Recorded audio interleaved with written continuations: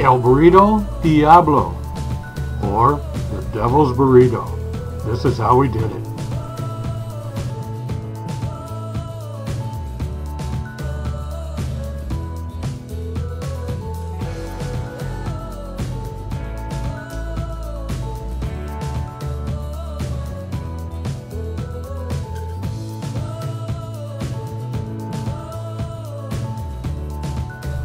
Do a heavy coat of chipotle chili powder, rub it in real good, and make sure you get all sides.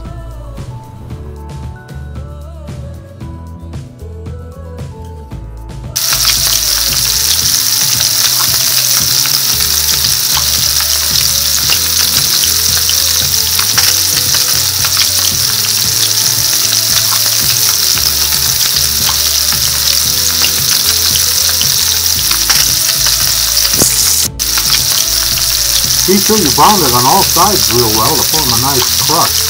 Man, is it smelling good already.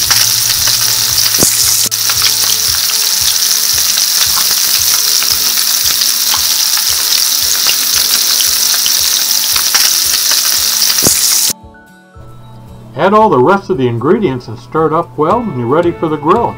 We did 5 hours at 400 degrees on this one.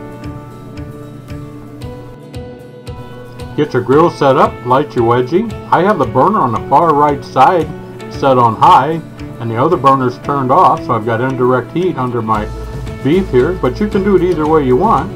And I'm looking for a grill temperature of around 400 degrees. About an hour in now, got a nice kiss of smoke going with the wedgie. Come back and check it in another half hour or so. About 3 hours in now, as you can see, we've got a real nice simmer going, and it smells so good.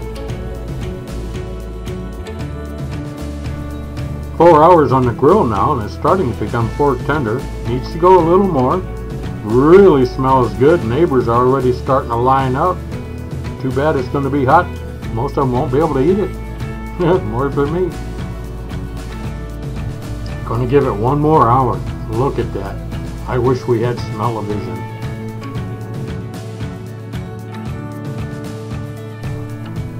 "5 hours on the grill. It's pork tender. It is time to bring it in.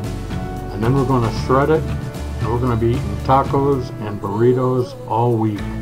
Oh my, I can't wait.